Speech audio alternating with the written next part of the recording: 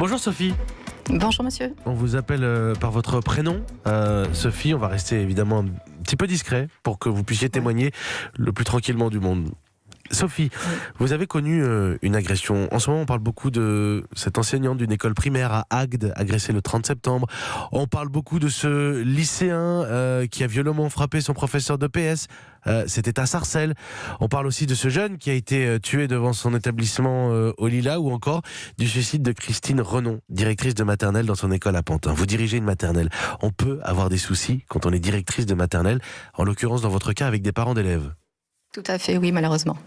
Vous avez été agressé par un papa parce que, je résume, la porte de l'établissement était fermée. Vous lui avez dit, si l'enfant arrive en retard, je ne pourrai plus l'accueillir parce que vous manquez de bras, vous manquez de personnel. Et donc la porte était fermée, ça l'a mis en colère.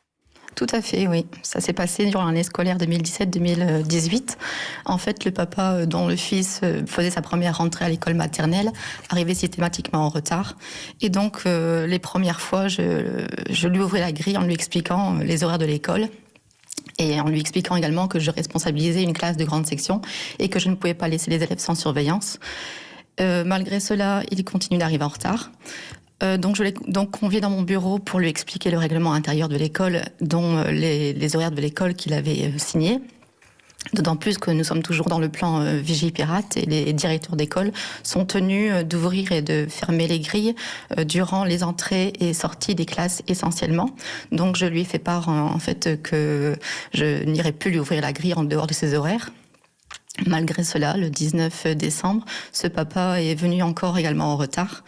Je pensais qu'il allait sonner 5 minutes et repartir, mais ce papa a sonné pendant 45 minutes. Donc 45 minutes d'une sonnerie stridente dans les oreilles des enfants et des adultes. Malheureusement, ce jour-là, la municipalité et le Père Noël devaient venir pour distribuer des friandises. Donc à 10h30, j'étais contrainte d'ouvrir la porte. Mais avant cela, j'ai fait appel à la police municipale parce que le papa était dans un état de colère intense. Il était en colère. Alors évidemment, la sonnerie, là on frôle le harcèlement dans ce que vous décrivez, 45 minutes de sonnerie stridente, mais vous avez vu mesurer cette colère quand vous l'avez vu apparaître. Tout à fait, oui, tout à fait. Il était dans un état de rage. Donc j'ai fait appel à la police municipale pour qu'elle sécurise les lieux, en fait. Et vos collègues aussi qui ont pu vous aider, même s'il fallait aussi sécuriser les enfants. Je rappelle qu'on parle d'une école maternelle. Hein. Tout à fait, oui. Avec des enfants qui, accessoirement, en plus de vous, ont pu être choqués par le comportement de ce monsieur. 2017, décembre 2017, cet homme a été condamné il y a 15 jours. Oui. Oui, alors en fait, on a eu plusieurs médiations pénales qui n'ont pas abouti durant l'année 2018, et parce qu'en fait le papa ne s'est pas présenté, et donc l'affaire s'est poursuivie au tribunal correctionnel de Béthune. Et donc le procureur de la République a demandé réparation civile avec dommages et intérêts. 5 mois de prison ferme pour les infractions qu'il a commises, parce que je n'étais pas la seule personne concernée. Et puis une publication. Il avait des antécédents judiciaires, hein, c'est ça ? Tout à fait. D'accord. Tout à fait. Pour avoir cette condamnation. Et puis une publication du compte-rendu de l'audience dans la vitrine de l'école pour que tous les parents sachent que ce genre d'acte n'est pas resté sans punition. Le problème, c'est que, vous concernant, hein, Sophie, ce papa, il a encore son enfant dans l'établissement. Tout à fait. Oui, il est dans ma classe. Il est dans votre classe ? Oui, oui.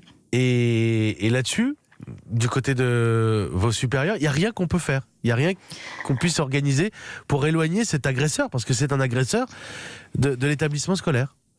Oui, tout à fait. On ne peut rien faire. Il est dans le droit de venir à l'école chercher son enfant quand il le souhaite. Bon, il ne le fait pas, hein. Il s'est mis à l'écart de l'école. Maintenant, la maman du petit vient le récupérer, ainsi que la famille, mais il ne vient plus à l'école. Mais il y a un côté ubuesque, parce qu'on pourrait même... bon, Sophie, je sens qu'il n'y a pas de malveillance de votre côté, mais on pourrait même se demander si l'enfant est à sa place dans votre classe. Il y a quand même quelque chose d'assez étonnant. Oui, c'est sûr. Mais bon, c'est comme ça. Il faut accueillir tout le monde. C'est l'école inclusive où on inclut tous les enfants et on n'a pas le choix. C'est la République aussi, et le ministre, votre ministre de l'Éducation nationale sera à 8h20 dans ce studio. Quand je vois que la Fédération des autonomes de solidarité laïque, qui est un réseau militant mais qui assure la protection des personnels d'éducation, parle de 7% de hausse des agressions d'enseignants, vous voulez lui dire quoi au ministre de l'Éducation nationale ce matin ? Qu'il faudrait nous défendre davantage, en fait, quand il se passe des agressions de telle sorte qu'on ne doit pas faire appel nous-mêmes aux syndicats des écoles et qu'ils mettent en place directement des avocats pour nous défendre. Parce que vous avez eu du mal à être défendu, à organiser votre défense ? Alors, en fait, j'en ai informé l'inspecteur qui m'a conseillé de faire appel à un avocat. Et donc, j'ai contacté le syndicat, le SNE, que je remercie, syndicat national des écoles, et qui m'a attribué un avocat d'office. Et puis, il m'a défendu lors du procès. Aujourd'hui, Sophie, quand vous entendez le suicide de Christine Renon, le mal-être de certains dirigeants d'établissements, vous vous dites qu'il faut que ça bouge absolument. Tout à fait, oui. C'est pas évident. On essaye de faire les choses, mais bon. Et vous arrivez à retourner ouvrir votre établissement scolaire le matin, le diriger les équipes ? On n'a pas le choix, il faut faire ça tous les matins, oui, effectivement. Merci Sophie. Mais de rien, monsieur. Mais je sens que ça vous touche évidemment, et là on est dans votre vécu sur un événement d'il y a 2 ans, de la difficulté que ça peut être aussi, et bon, l'important c'est l'enfant, hein, toujours, et c'est le but de votre engagement. Je vous remercie Sophie d'avoir bien voulu témoigner sur Europe.